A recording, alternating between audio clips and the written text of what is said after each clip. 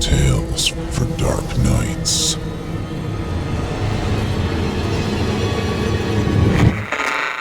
Want to make sure you never miss a Chilling Tales for Dark Nights video again? Be sure to subscribe and hit that bell to turn on notifications. It's time to turn off the lights and turn on the dark. Chilling tales for dark nights.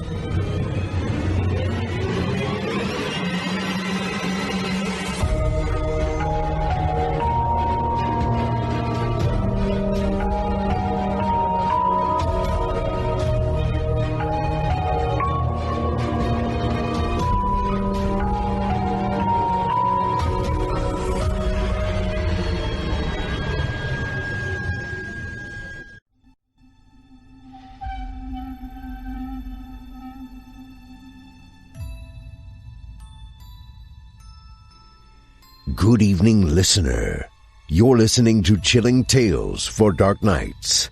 On tonight's edition, we invite you to leave behind your safe reality and descend with us into the frightening depths of the most terrifying imaginations with 2 audio adaptations of frightening fiction about dark fates and wretched recognition.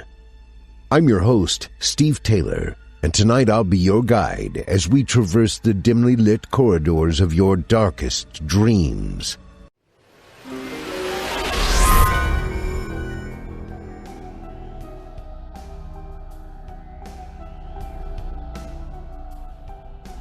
This episode of Chilling Tales for Dark Nights is brought to you by This Is Actually Happening. It's the fall of 2017 in Rancho Tehama, California. A man and his wife are driving to a doctor's appointment when another car crashes into them, sending them flying off the road. Disoriented, they stumble out of the car only to hear dozens of gunshots whizzing past them. This is just a chapter of a much larger nightmare unraveling in their small town. This Is Actually Happening is now releasing a special limited series called Point Blank, shining a light on the forgotten spree killings of Rancho Tehama. Back in 2017, a lone gunman opened fire on 8 different locations in the span of only 25 minutes. This new series will follow 5 stories of people connected to the incident, from a father that drew the gunman away from the local school to the sister of the shooter. These are riveting stories that will stick with you long after you listen. You won't want to miss them. Follow This Is Actually Happening wherever you listen to podcasts. You can listen ad-free on the Amazon Music app or Wondery app.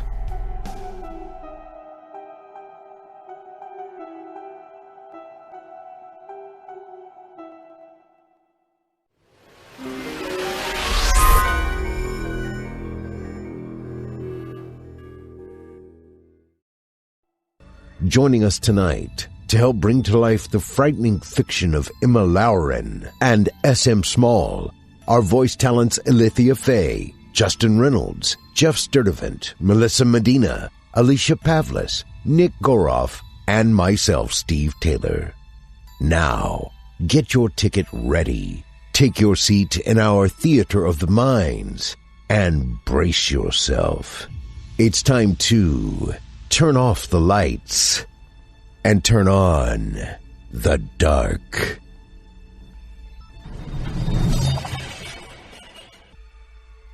Our first tale of the evening is written by Emma Loughran and is performed by Illythia Fae. St. Patrick's Night is the story of what lurks in the wake of a rural Irish town's biggest annual celebration. A young woman's long walk home from the pub is plagued with sinister encounters as she's followed by a masked stranger. But they're not the only ones out after nightfall. Something else is watching from the shadows, something darker and more ancient than even St. Patrick himself. Now, without further ado, I present to you St. Patrick's Night.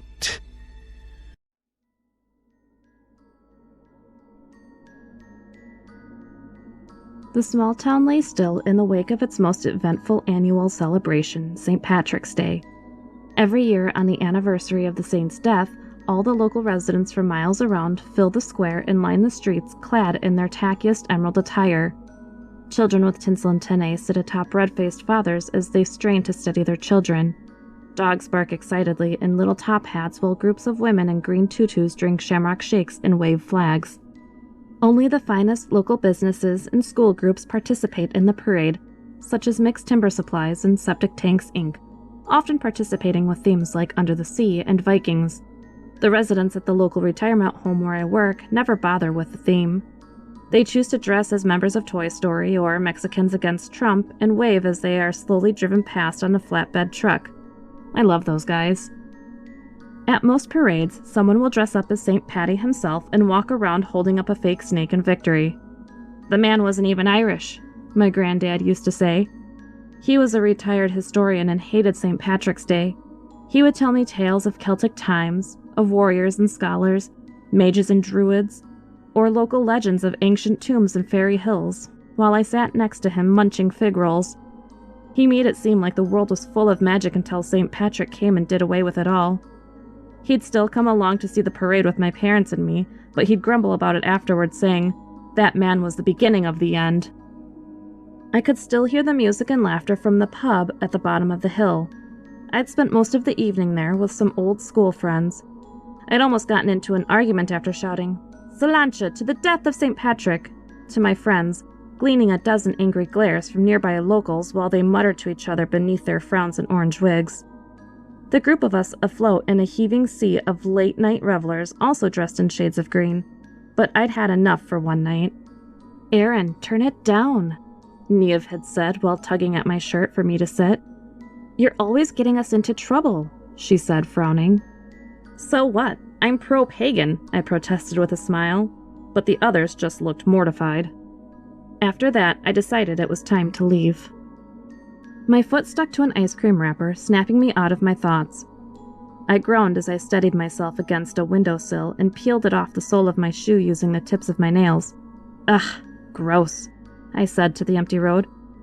Glancing around me, the main street looked suitably trashed. The tricolor bunting along the lampposts lay limp and torn in the breeze. Flags stood at odd angles from dark windows while the street was littered with discarded hairbands, plastic flags, bottles, glasses, and a smorgasbord of other festive detritus. The light from the street lamps bathed my way in a nicotine-stained glow, giving the filthy scene a surreal quality. The cold air smelled of wood smoke and stale Guinness as I pulled my coat tighter around my neck. Ugh, I should have just stayed in the pub, I muttered as I strode on towards home. I lived a healthy walk outside of town. I wouldn't usually go on foot, but the taxis on Patty's Day are like gold at the end of a rainbow. They don't exist. I cut across the deserted square and was about to cross the road when a blur of color got my attention. Through an archway, on the far side of the square, was an old cobbled lane leading down to the park. Halfway down the lane, a figure stood in a shaft of yellow light. A man wearing a leprechaun mask, one of those whole head ones with a cheap orange wig, a furry green top hat, and a full rubber face. This one looked mangled on one side, like it had been melted into a twisted smirk. I stared back for an eternal split second, hoping I'd only caught him about to take a piss. I'd seen half a dozen of them at the parade earlier that day. But he just stood there, broad shoulders and fists clenched in a silhouette, the light catching his fake grinning face. His eyes were empty black sockets. My insides turned to ice as my mind played a montage of vintage Jason Voorhees in my head. Real helpful, brain. Thanks for that. I slowly started to walk away. Damn it. I hope I'm a final girl, I thought, never taking my eyes off him. He hadn't moved. Just as he was out of sight, I speed-walked across the square and up a side road toward the safety of home. I still had a while to go before I'd get there. I zigzagged across several streets and broke into a jog until my lungs burned enough for me to stop. I walked to the edge of the street where the town met the countryside and decided to take a shortcut through the fields. I was probably being paranoid. I'd always felt safe in this town, but I'd watched too many slashers and didn't want to star in one. Growing up here, you get to know all the best places for sneaking around unseen. I glanced behind me and saw nothing. I ducked through a familiar gap in the hedgerow, allowing the branches to comb through my hair as I went. Out here, I only had moonlight to guide me, bathing the grassland in treetops in shades of silver, like walking through an Ansel Adams photo. I could have used my phone, but still feeling spooked, I kept it in my pocket. Although on familiar ground, I still felt exposed walking through the middle of the long field. My jeans started to suck up the moisture from the damp grass while I repeatedly checked behind me. Still no followers. I could hear the usual sway of the trees and the distant mournful cry from a fox, but nothing more. Phew, I let out a sigh. Nearly at the next field, and I'm almost home. Peeking through the next row of bushes, there were no flashing lights or loud laughter, just an empty field. There's a huge flat stone in the center where all the local teenagers meet up to get drunk. I hoped there might be a few here tonight, but I needed more time. I emerged from the bushes into the gray meadow. The gap was smaller and the branches clawed at my hair and clothes as if trying to drag me back. Just as I'd extracted myself not so gracefully, I heard the distant rustle of something moving through the bushes in the field behind me. I glanced back through the gaps in the branches, my pupils dilating as I searched the murk. There it was, a flash of orange. Fuck, I whispered to the dark. I backed away, searching between the fauna for another flash of dreaded orange. I started moving faster as the adrenaline pumped my heart into panic mode. Now trotting backward, I turned, ready to pelt into a full sprint when something met my foot and went flying ahead. As I stumbled and the ground rose up to meet my face, how far away was he? I cried out involuntarily and looked up from my tangle in the grass. It was a fox, a bright orange fox. Its head had smashed against the rock after I kicked it. From the splatter of crimson on the stone and the stillness of its body, I could safely assume it was dead. I kicked a fox, and now it's dead. What kind of person kicks a fox? The question cycled in my mind as I dragged myself to my feet, my knees and lips stinging from the fall. I tasted the iron tang of blood and touched my lip tentatively. Yep, split. I limped over to the poor fox. It was still. I'm so sorry, I said to him. Suddenly feeling overwhelmingly sad, I slumped on the stone next to it. I always liked sitting on this stone. There's a comfortable dip in the center like it was made as a seat, even if it's always cold. I could feel my lips starting to swell as I tongued the fresh wound. My whole front was soaked from the grass, and my knees felt weak. Diving deeper into my self-pity, I hardly noticed the movement behind me at first. A great end to Patty's Day. A twig snapped, and I wrenched my head around to see the leprechaun man standing a few feet behind me. His warped rubber smile leered at me in the gray light, framed with that cheap bath mat wig and dirty shamrock top hat. The rest of him wore ordinary faded jeans and a worn brown jacket. A gold cross glittered on his chest. Look, I don't know what you want, but I'm sorry if I offended you, and I'll just be heading home now. I don't want any trouble, I stammered as I stood up on unsteady feet. I started to back away while searching my pockets for my phone. Empty. It must have fallen out when I tripped, but I daren't break my gaze with him to look around me. As a defense, I found my keys and stuck them between my fingers. He cocked his head and took a step forward. Feck off, I yelled, brandishing my key-shaped knuckle duster in his direction. What do you want? Back off, I said, waving it around maniacally. I took another step back and felt a crunch under my left foot before it slipped out from under me and I fell hard on my ass. Well, at least I found my phone. I could see the now concave screen had completely cracked as it lay in the grass at my feet. Great. The leprechaun started to laugh. He threw his head back enough for me to see the stubble on his neck as he cackled at the sky, holding his sides. I continued to back up on my sore backside when I heard an undertone beneath the laughter. Another sound. My heart was thumping so hard in my ears that it was hard to decipher, but it was growing louder. It sounded like slithering, like something hollow and wet sliding around itself. Just then, I noticed a slight movement in the fox. For a moment I thought I'd been mistaken and it was still alive, but it wasn't moving right. Something was wrong. The fox's jaw widened slightly as a fat red worm wriggled itself into the open air.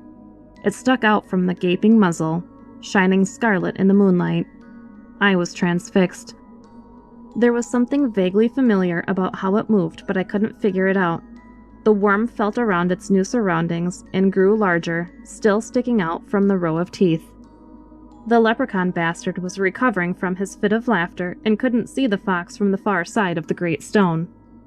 I stared as the fat worm felt around the edge of the jaw, tipping its head off each tooth in a row.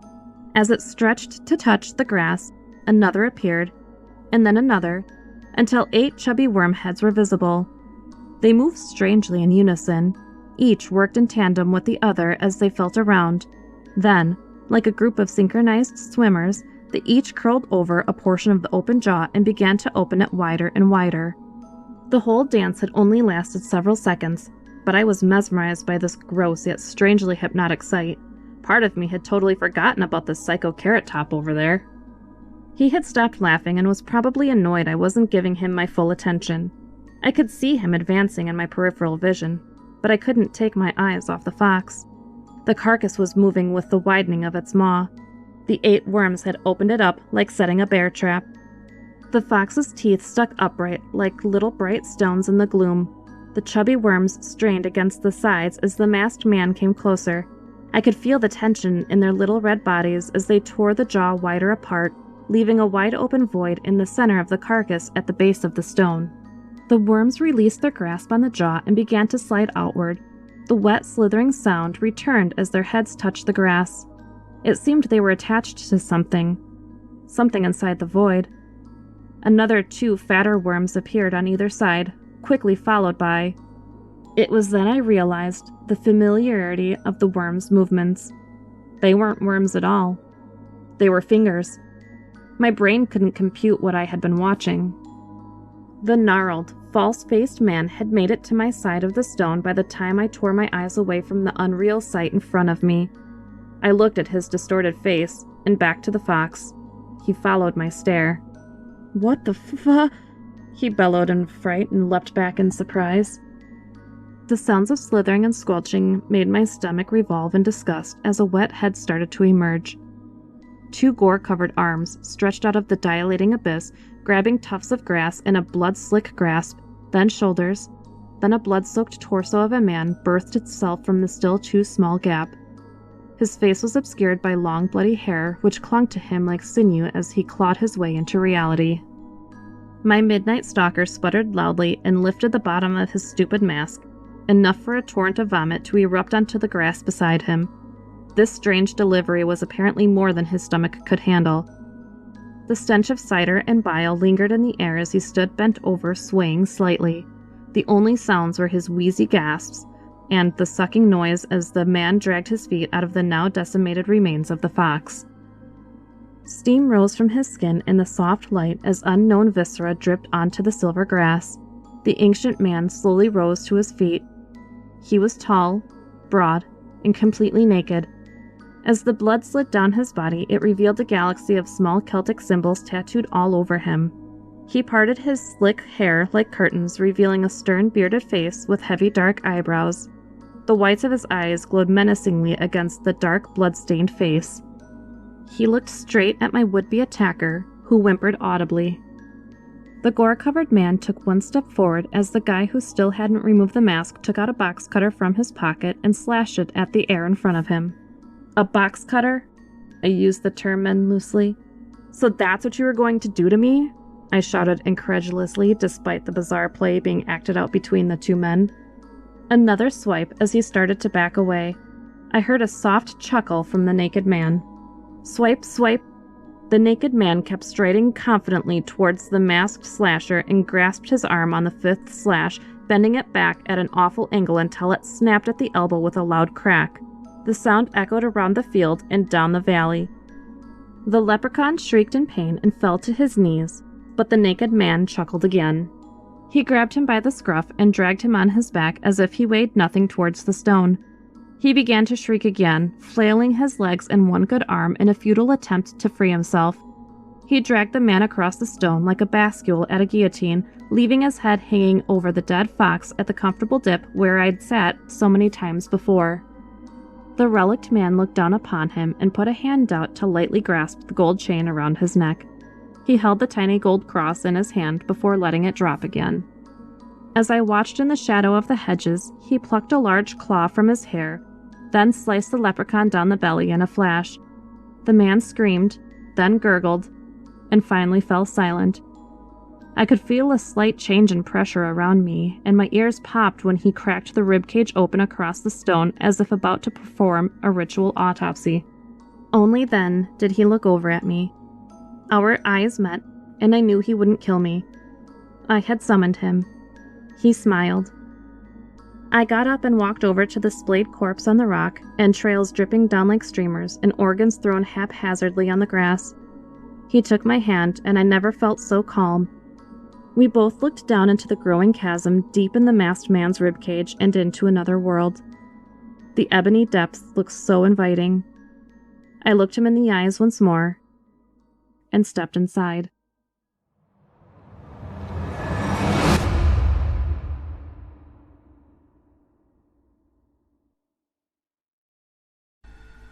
I hope you enjoyed St. Patrick's Night, as written by Emma Loughran and voiced by Illythia Fae. Our beloved Illythia Fae's performances can be found here on our very own network. We're proud to have her with us.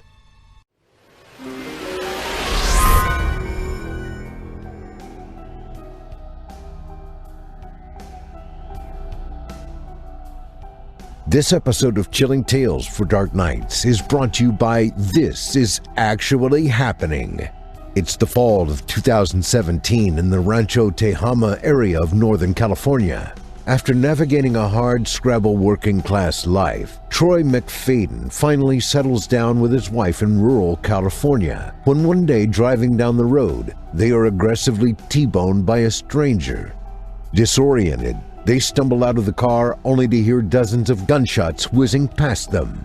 This is just one chapter in a much larger nightmare unraveling in their small town, and you're going to hear it from every angle. This Is Actually Happening is now releasing a special limited series called Point Blank, shining a light on the forgotten spree killings of Rancho Tehama, in which a lone gunman opened fire on 8 different locations in the span of only 25 minutes, leaving 6 people dead and 18 wounded. The series follows 5 stories of people connected to the incident, from a father that drew the gunman away from the local school to the shooter's own sister. One of my favorite things about This Is Actually Happening is the first-person storytelling. When you're listening to true stories, nothing beats getting them in this perspective. I've listened to quite a few episodes myself, and they've run the gamut from nail-biting to heart-wrenching, often both. In either case, you can count on a story you'll never forget. From our friends at Wondery, who brought you such gems as Dr. Death, Dirty John, The Shrink Next Door, and Over My Dead Body. Each episode is an exploration of the human spirit and resilience. Stories that sound like Hollywood movies, but the truth is often stranger than fiction. I assure you, listeners, this is actually happening. Follow This Is Actually Happening wherever you listen to podcasts. You can listen ad-free on the Amazon Music app or Wondery app. Thank you for your support and for supporting our valuable sponsors.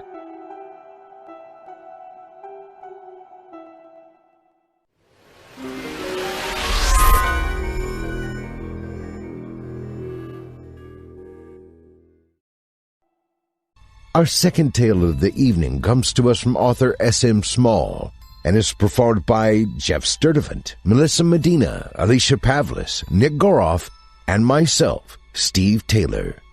This is your standard case of deja vu, but with a deadly twist. Without further ado, I present to you The Premonition. Graduating high school came and went faster than I would have liked it to. Now, after spending some time finding myself, which was for about a year, I've decided to attend Boston University for computer science. I'm a pretty practical guy, so I feel like a career in computer science makes sense. I like computers and I like numbers. May as well make that my life's calling, I guess. I still have my doubts. Before I go off to the university, I decided it would be a good idea to pay a visit to my grandparents in Chicago, one last time. When I called to let them know, my grandma answered. Hello? Grandma spoke in her usual, gentle way that always made me feel so happy, so loved. Hey, Grandma, it's Jackson. I smiled through the phone as my grandma made a gasp of joy. Jackson, my sweet boy, how are you? What are you getting up to these days? Well, I've decided to attend Boston University in the fall. Got my classes selected and everything. Classes start next month. I took a swig of my Dr. Pepper and looked down at the airline ticket in my hand. It read the date, 8/25, and the time 6:30 a.m. next to it. A pretty blonde woman stood in front of a large blue and white airplane on the ticket. She smiled widely, and I fantasized briefly of how awesome it would be if she was the stewardess on the flight. Drifting back to reality, my grandma was shouting to her husband that I'd been accepted to college. I chuckled to myself. I knew she'd be happy. Grandma finally came back to the phone, sounding a bit out of breath from shouting. Your grandpa is out back chopping wood, dear, but he says he's so proud of you, Jackie boy. I laughed, beaming with pride. I'm not done yet, Grandma. I've got more to say. Oh, really? Aren't you just full of surprises today? Grandma said, the sound of papers rustling in the background. I'm coming to visit in a few weeks before the semester starts. Mom bought the ticket for me already. I'm scheduled for departure on August 25th at 6:30 in the morning. I could hear Grandma gasp with joy again. Oh, Jackson, that is just wonderful. I'll get the guest bedroom cleaned up and ready for your arrival. Oh, Grandpa will be so excited. I'll tell him it's supper time so we can get all that wood chopped up before nightfall. I could hear the front door open downstairs and the sound of keys dropping on the counter. Jackson! My mother called out. Jackson! Come get the groceries from the car, honey! She shouted up the stairs. Gotta go, Grandma. Mom needs the groceries brought in. I'll talk to you again soon. Okay, Jackie, say hello to your mother for me. I'll be looking forward to your visit. I hear Grandma put the phone on the receiver without hanging it up, and I laughed a bit. I could hear her rummaging around with papers before I ended the call for both of us and headed down the stairs.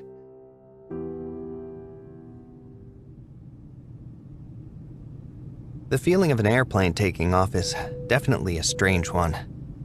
It feels surreal, almost unnatural for a human to be experiencing it. Now, if you think about it, I guess it is unnatural, considering humans are born without wings. The plane shook gently as we ascended into the sky, and I looked around for anything interesting to burn some time.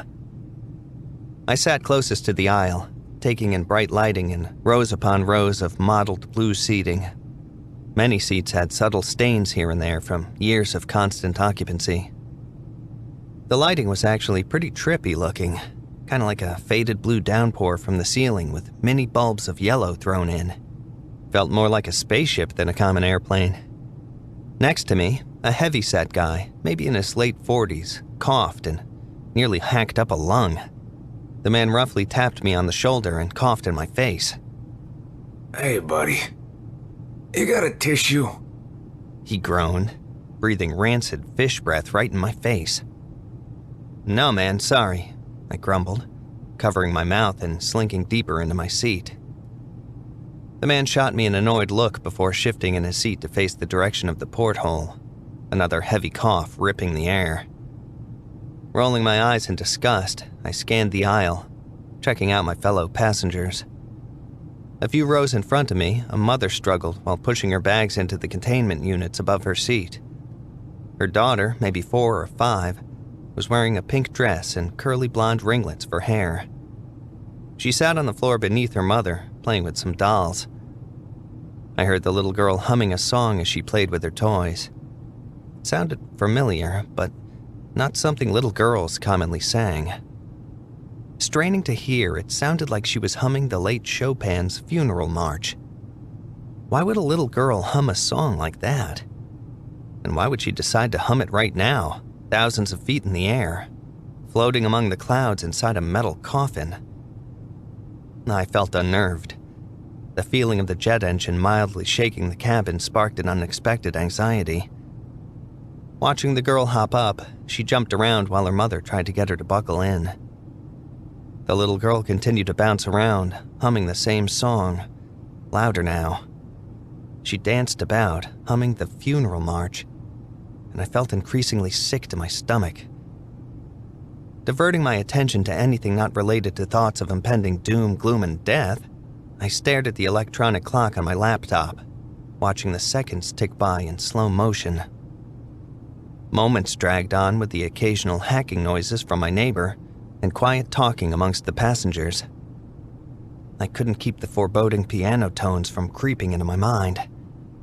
Slowly, the piano riff lulled, and then crescendoed into an aching pound of keys inside my head.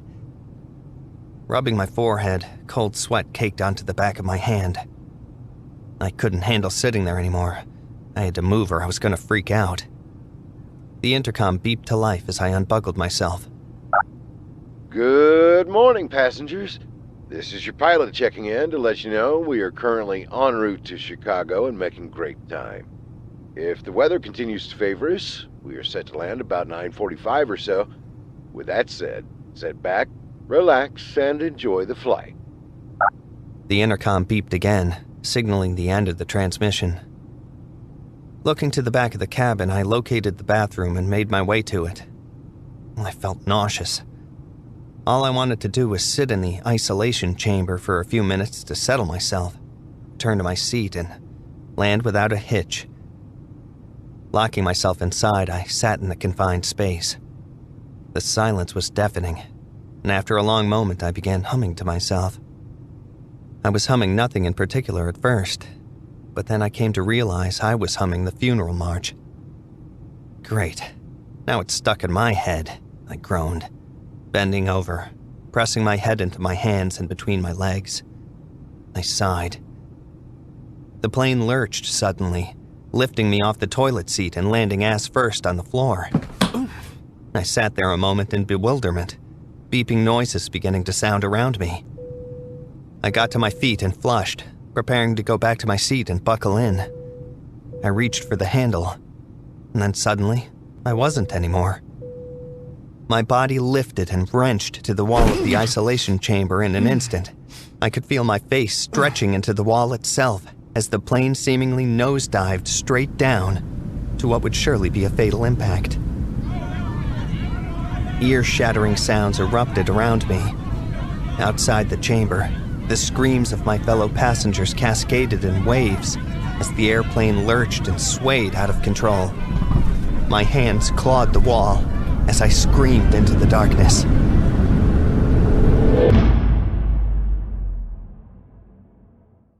I stared at the ceiling from my bedroom floor in a confused daze. My right leg was still hanging onto the bed, tangled in a mess of blankets. I groaned and looked up at the clock sitting on the nightstand.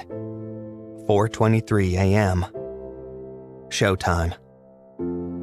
After a shower and a quick breakfast, Mom drove me to the airport. She walked me to the gate with tears in her eyes. She always gets nervous when I travel. I hugged her goodbye and boarded the 6:30 flight with a heavy heart. It's totally normal to have weird dreams about flying before actually doing it, I mumbled to myself, ascending the boarding gate and slipping through the door. A pretty blonde stewardess in a blue suit was there, and she kindly directed me to my seat. She wasn't the blonde girl pictured on my ticket, but a guy could dream, right? I stood in the aisle a moment, quickly surveying the area. I was scanning for freaky little blonde girls humming classical death songs more than anything else. There weren't any. A surreal sensation came over me as I walked to my seat. My pulse quickened slightly, and a cold chill creeped up my spine. I sat down, feeling uneasy. Looking down at the royal blue cloth handrest, I noticed it was stained an ugly greenish brown. Awesome. The airline's signature blue and yellow spaceship lighting added to my uneasiness. As the other passengers boarded, I noticed a heavy-set man, maybe in his late 40s, appear in the aisle. My heart sank as he made his way toward me, and his facial features became increasingly clear. Pardon me? Just going to squeeze by now. The man huffed as he pushed and inched his body by mine to get into his window seat. My eyes turned to the ceiling as I did my best to pretend there wasn't a large, middle-aged man's butt inches from my face. Once the man had settled in, he coughed heavily, turning red in the face after a good minute of hacking and spitting into his hands. Hey, buddy. You got a tissue? He groaned, breathing rancid fish breath right in my face. I turned and looked at him with wide eyes, my cheeks turning a pale greenish blue. No, man. Sorry, I croaked in reply, doing my best to hide my shaking hands as I shifted to face away from him. The man grunted in reply and said nothing more. He shifted his attention to looking out the porthole instead. I stared intently at the passengers all settling into their seats, as the rustling around me eventually slowed into only the dull rumbling of the engine. I relaxed myself and shut my eyes. The sound of piano keys danced in my head as my faded eyes came back to focus. It felt as though the funeral march was beginning to haunt me. It didn't help that my neighbor was a living product of my nightmares. Hi, mister. Did you know that we're going to die soon? A small voice chirped happily to my right. I nearly launched from my seat in shock. What? I stuttered, looking into the pale blue eyes of a blonde little girl in a pink dress. Blonde curls hugged rosy pink cheeks. I stared at her in disbelief as the color drained from my face. Did you know that we're going to land soon? Wakey, wakey, mister. She replied, poking my arm. Anna, come here now. Leave that young man alone. Buckle in, sweetie. Her mother scolded, patting the seat next to her just a few rows ahead from where I sat. The little girl whined and bounced away, settling back into her seat as she was told. The cabin shook and swayed as we entered a monstrous black storm cell. The portholes became black circles of nothingness. The whole cabin seemed to take a darker turn as tension rose.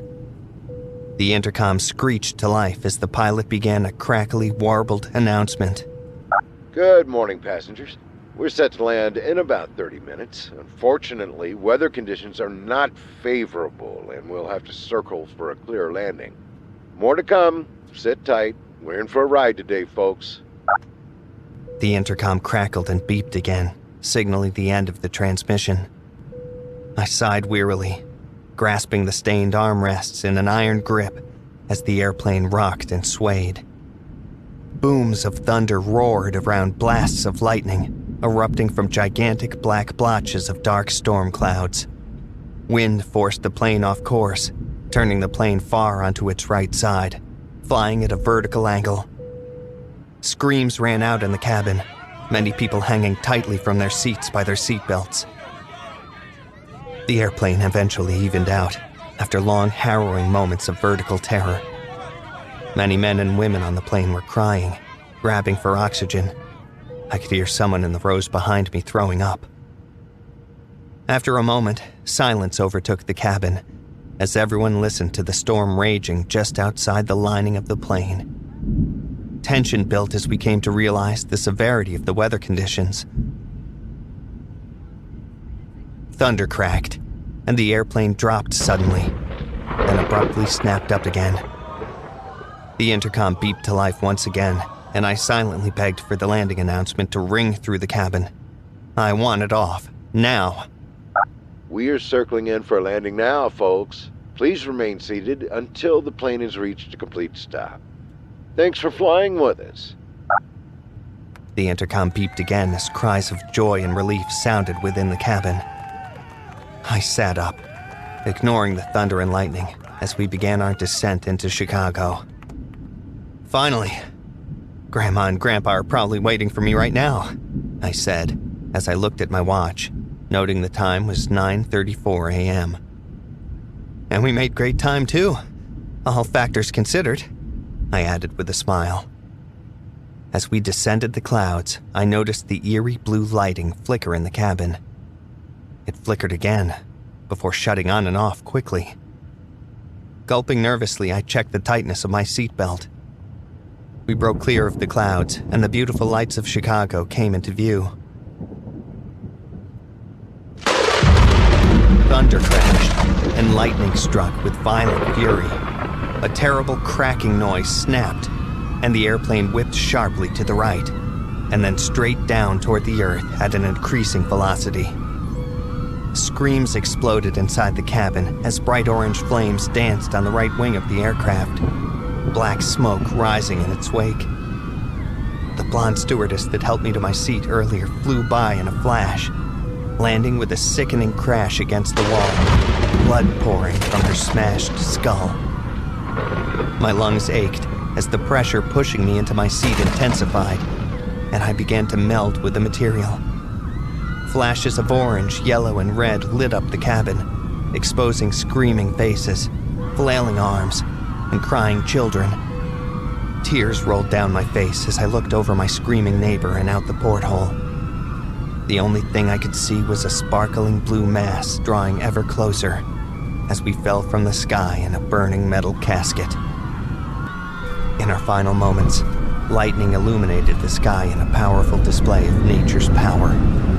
Purple-white sparks blinded my vision before crashing into the depths of Lake Michigan.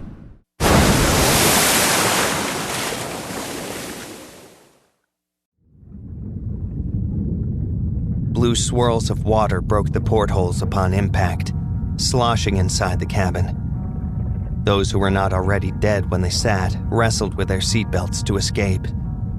Panicked cries came from every direction, becoming increasingly frantic as the plane sank deeper into the lake. Water easily drowned the aircraft before anyone could escape. Every single person on board that plane died. I wish I would have listened to my own warning literally inside my head. The funeral march was a message from the subconscious. I wish I would have taken a different flight. When you're dead, none of these frivolous thoughts matter so much anymore.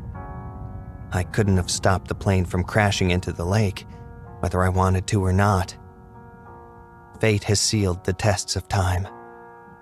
I just got to see mine before it happened. I should have listened.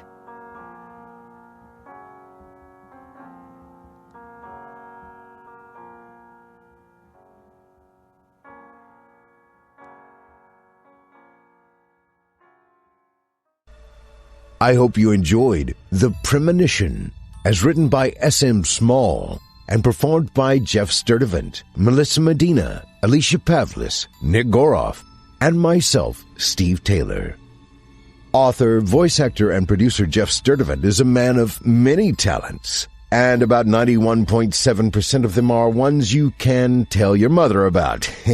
He does a lot of work for us here at the network, where you can find many of his stories as well as performances, and be sure to check him out on Audible while you're at it. Voice actor and 2016 Evil Idol champion Nick Goroff's talents can be found on our very own Chilling Tales for Dark Nights YouTube channel, as well as on past episodes of the Simply Scary podcast. You can also join Nick on his YouTube channel, Wizard of Cause. As a reminder, voice actress Melissa Medina's work can be found on the official Chilling Tales for Dark Nights YouTube channel, as well as her website, hearmelissa.com. That's HearMelissa.com. And since I'm plugging away here, be sure to check out all the other shows we offer on our network. We have Horror Hill, airing Thursdays for your hardcore, more brutal offerings. Drew Blood's Dark Tales airs Fridays, featuring some southern down-home horror. Fear from the Heartland airs Wednesdays. Longtime resident Otis Gyrie has a show on Sunday nights that features 2 stories on the Standard Edition, as well as 2 more which can be accessed through our patrons area. Now, our weekly descent into the depths has just about come to a close. But before we go, I'd like to take a moment to thank you for joining us for tonight. and remind you to take a moment to stop by our iTunes page and leave Chilling Tales for Dark Nights a 5-star review and a kind word, and follow us on Facebook, Twitter, and Instagram if you haven't already. And of course, subscribe to us on YouTube, where you can find an archive of our work going back to 2012. And consider signing up as a patron at our website, chillingtalesfordarknights.com, to show your support and get all of our content ad-free. I'm your host of the evening, Steve Taylor, and it's been a pleasure. Tune in again next week when we once again turn off the lights and turn on the dark. Sweet dreams, listener. Sweet dreams.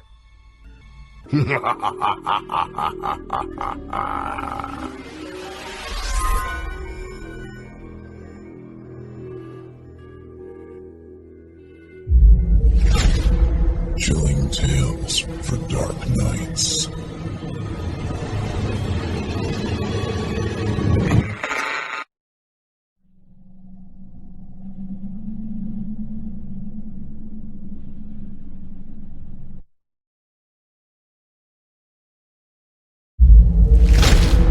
Chilling Tales for Dark Nights.